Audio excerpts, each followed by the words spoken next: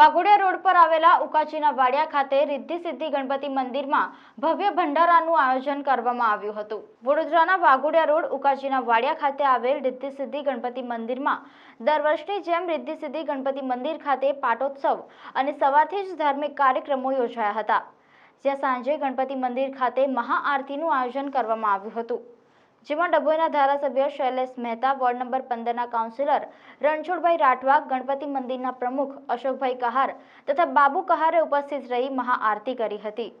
ત્યારબાદ ડભોઈના ધારાસભ્ય શૈલેષ મહેતાનું અને કાઉન્સિલર રણછોડ રાઠવાનું કહાર સમાજના યુવાનો દ્વારા ફૂલહાર પહેરાવી સન્માન કરવામાં આવ્યું હતું।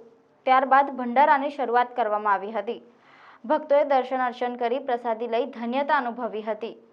રિદ્ધિ સિદ્ધિ ગણપતિ મંદિરના પ્રમુખ અશોક કહારે બધાને ધન્યવાદ પાઠવ્યા હતા। આજે મહારાજા છત્રપતિ શિવાજી મહારાજની જયંતિ અને સાથે જ ગણપતિની ચોથ અને એના ઉપલક્ષમાં દર વર્ષે ચોથના દિવસે વાઘોડિયા રોડ પર આવેલ ઉકાજીના વાડિયા ખાતે રિદ્ધિ સિદ્ધિ ગણપતિ માતાનું જે મંદિર છે ત્યાં યજ્ઞ કરવામાં આવે છે।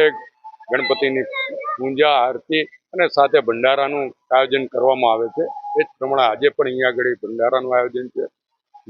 ગણેશ યાગનું આયોજન પણ કરવામાં આવ્યું હતું અને આરતી પણ આપ જોઈ શકો છો કે મોટા પ્રમાણમાં ભંડારાનો લાભ આ વિસ્તારના ભક્તજનો લઈ રહ્યા છે।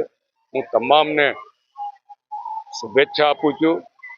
શિવાજી માંથી પણ પ્રેરણા લેવી જોઈએ તમામ હિન્દુઓને, સાથે સાથે જ ભગવાન ગણપતિના આશીર્વાદ આ વિસ્તારના તમામ લોકો પર વરસે અને તમામના જે કંઈ સંકલ્પો હોય એ નિર્વિઘ્ને પૂરા થાય એવી ગણપતિ દાદાને પ્રાર્થના પણ